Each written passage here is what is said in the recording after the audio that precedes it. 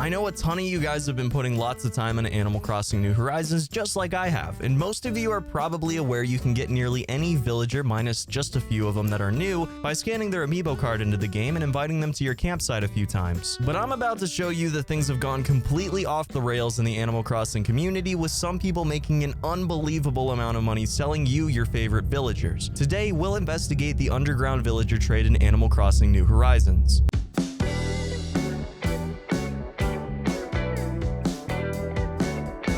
Let's take a trip back to simpler times. November of 2014. Amiibo had just released, but only for Super Smash Bros. For Wii U. We knew in the future Amiibo would be getting tons of different releases for different games, but I don't think many of us could have predicted how crazy Amiibo cards were for Animal Crossing as a whole. The first set of Amiibo cards were made just to add content to Animal Crossing Happy Home Designer, but most of us thought that there was going to be some additional functionality in other games in the future. And with the high quality of the cards themselves, a lot of Animal Crossing fans took to collecting them pretty quickly. To be completely honest, they were pretty expensive for trading cards, but given the cost of creating NFC chipped trading cards in the first place, not many of us had an issue with it. Wave 1 was released on September 25th, 2015, and considering the success of this first wave, 3 more were released after. Between the functionality in quite a few non-Animal Crossing Nintendo games, as well as the functionality in Animal Crossing New Leaf and Animal Crossing Happy Home Designer, there was some decent value to be had by having a full collection of these if you enjoyed these games at all. Another really important thing to bring up with Amiibo card collecting is that there is really no rarity system for them. There were some special releases like the Sanrio Amiibo cards that never got a re-release and are very expensive, but otherwise desirability of the villager cards really were the only metric for determining their value on the secondary market. Everything being an equal rarity drove a lot more people than normal to trade in person or over the internet to complete their collections, just one-for-one trades to make sure that you have every card that you want. But over time, Amiibo cards sort of faded in popularity. A lot of people were really excited for the welcome Amiibo update in Animal Crossing New Leaf, but eventually, the hype died down and things sort of faded as far as the prices were concerned for a full collection. Now, before we go any farther forward, we have to take a little bit of a step back because you may not be aware of a series of Animal Crossing cards that was released with the original game for the GameCube. And to use these cards, you need to follow a few steps. First off, you need to get yourself a Game Boy to GameCube link cable, and an e-reader. Then you need to plug everything in, get the game booted up, get all the way into the post office, go to the e-reader scanner page, and then hopefully it scans in right, because it's a very finicky technology and is not consistent whatsoever. But if you do get it to work, it is definitely a really neat thing to have access to when you're playing through the original Animal Crossing game. So yeah, there was a decent amount of functionality if you had every tool you needed to use these cards, but they were never actually used in any other game than Animal Crossing for the Nintendo GameCube, so a lot of us thought that Amiibo cards would meet a similar fate. However, not everybody thought like that, and one final thing that made us all think, okay, maybe they might use Amiibo cards again, is because it was obvious they were planning on supporting legacy Amiibos that came out during the Wii U era when they released the Nintendo Switch. Despite all of this, the prices of these cards continued to decrease, eventually reaching a low point of about $400 or less for an entire 400 card base set of all 4 waves, and $60 or less for an 18-pack booster box. I can only imagine that some people stockpiled collections and booster boxes just to sell them off in the future when they raised in price again. But I don't think anybody could have predicted just how much of a smash hit New Horizons became, or exactly how inflated some of these villagers' prices would eventually become as well. Today, I'm going to shed a light on exactly why this got as out of hand as it did, what's going to happen in the future, and how you should go about collecting Amiibo cards if that's something you want to do.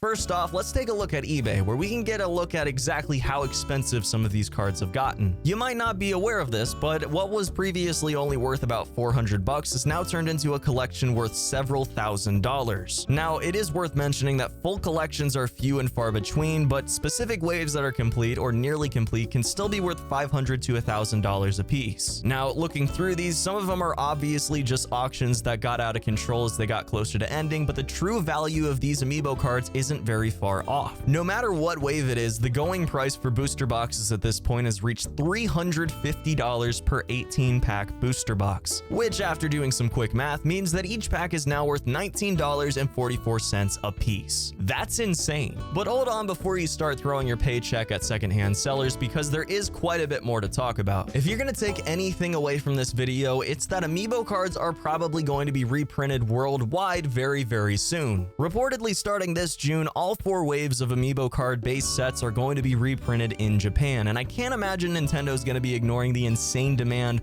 worldwide for these cards by just not printing them anywhere else. There actually has already been one restock wave last February to coincide with the release of New Horizons, but that sold out immediately, as you might have expected. These cards are definitely not going to be as expensive as they are forever, so if you can wait to start collecting amiibo cards, I would definitely recommend that. Before everything else, Nintendo is a company and they're looking for successful games and successful merchandise, and obviously amiibo cards have a ridiculous demand right now, and they are absolutely going to take advantage of that. I have no doubt in my mind. I have absolutely no doubt that Nintendo knows exactly what the secondhand prices for each pack are, and basically I'd imagine they're going to be throwing them at us until they're only worth the $6 MSRP they originally were meant to be worth. Again, I know it sucks to wait to keep collecting these cards, especially if you're a major fan of the game or a content creator or anyone that just wants to collect all of them for whatever reason, but the hype behind this game is unlike anything we thought was possible as fans of the series. Just wait for the hype to die down and things will absolutely go back to normal. I think it kind of goes without saying that the reason why a lot of these cards are so expensive is because people want specific villagers in their game, and there is something I really need to talk about in relation to that. It is almost too easy to make your own amiibo cards using NFC stickers, just buying a pack of them and scanning them on yourself. And a lot of people have wised up to that and are selling them on eBay. Until just a few days ago, there were sellers on here with over 1,000 sales each, with each sale being for $15 to $18. Considering each NFC sticker is only about $1 a piece, maybe a little bit more, they made a lot of money before they got banned. Now, personally, I can't recommend that you do go make your own amiibo card stickers, but please know it is possible before you spend $80 on a single amiibo card. Now, with that said, amiibo cards are not the only way people are selling villagers right now. It goes a lot deeper. Big money in the gold selling game are starting to take notice of how much money people are making selling Animal Crossing merchandise and are trying to replicate that in a little bit more questionable way. You see, you might not like that sellers are driving up the price of amiibo cards, and that's totally fine. I want every single one, a full collection too, but I'm not about to pay thousands of dollars to get them. As an avid player and content creator for the game, that sucks. But if you buy an amiibo card set, you're getting an amiibo card set that you physically own.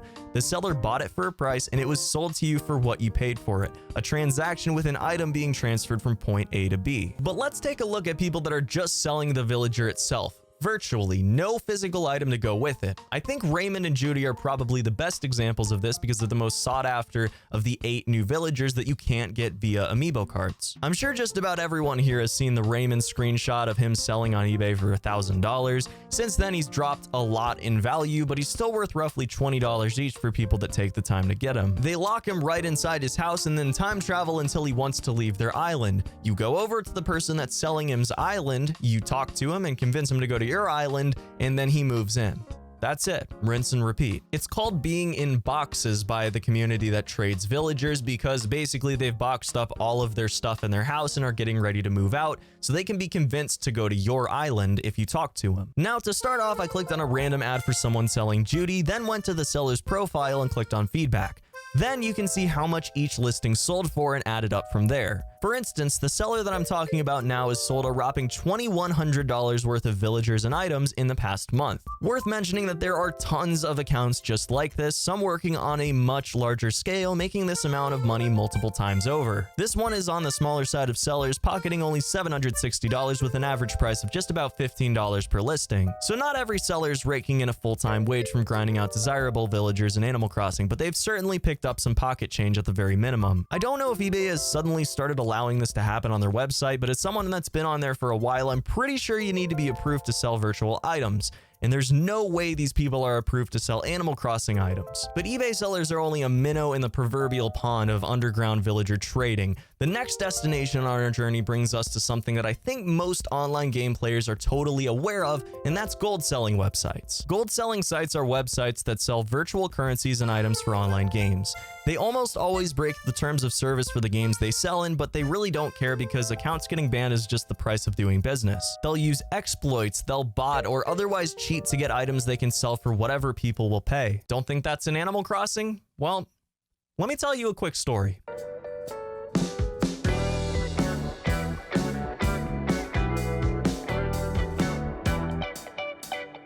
Hi, this is Rena, the department manager of Generic gold selling website. Currently we are planning to do some promotion on products in the game Animal Crossing, and we find that your YouTube channel meet our requirements very well. May I know if you're interested? And what's the price? It would be really appreciated if you can reply, and have a nice day. Best regards, Rena. Hello, Rena. After much contemplation, I've decided that I would be very interested in promoting your website that is certainly not against Nintendo terms of service. I think I'd be willing to promote it for free, provided you give me a tour of the Animal Crossing island you sell from. I'm very curious to see what an item seller's island actually looks like. Kindest regards, Chiken, the friendliest poultry on the internet. Okay, we can provide that tour after you upload the video. Is this okay? You can do this now and send me the link here. Then we will date a time for the tour. Waiting for your reply. Rena. Rena, I am deeply sorry, but as a professional content creator, I must insist I tour your island before I upload the video. I expect it to be amazing footage that I can use to promote your not at all illegitimate services. I must remind you, I intend on doing this for free. If you're serious about this opportunity to be promoted on an upcoming channel such as Chiken Crossing, please let me know a time I can make it over to your island. I look forward to working together, Chiken, your friendly neighborhood bird person. Hi.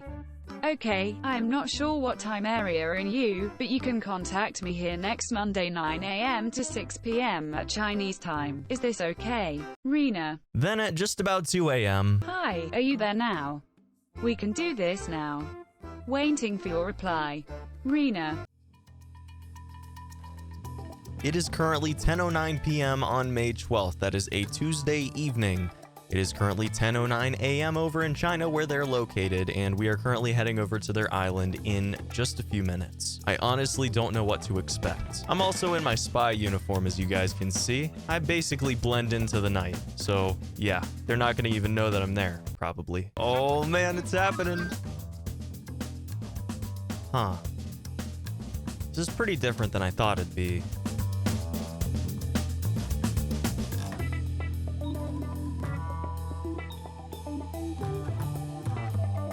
Huh. Good grief. So these almost have to be duped, right? Like, what on earth? Oh no!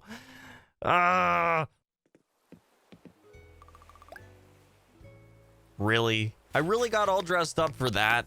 That was pathetic, man. I was supposed to have 10 minutes and I got like 30 seconds. Come on. Now let's talk about this brief trip to a gold seller's island. First off, they're completely devoid of any themes that the game promotes. I've seen some islands where villagers are completely walled in to get them to want to move out, lined up right when you get off the seaplane to their island. This one didn't have that because this website doesn't focus on villagers selling themselves apparently, just special items, bells, and Nook Mile tickets. This game wasn't created to become a business model for gold selling websites. Now, you might be thinking, well, Chiken, who actually buys from these guys? I can assure you there's a lot of money being made by these websites. One of the reasons why it took so long to get this video out was because it took me such a long time to actually get over to their island. We had times to go over there set up quite a few times, but they had so many customers lined up that they couldn't find a few minutes to just get me over there for a quick tour. So a lot of people are spending a lot of money on their website. There are a few reasons that I have for not recommending you purchase from gold sellers. First off, what they're doing in Animal Crossing Crossing definitely isn't good. It's against Nintendo terms of service for sure, but it's really not actively hurting anyone, to be completely honest. But they do actively mess up plenty of online games with their antics.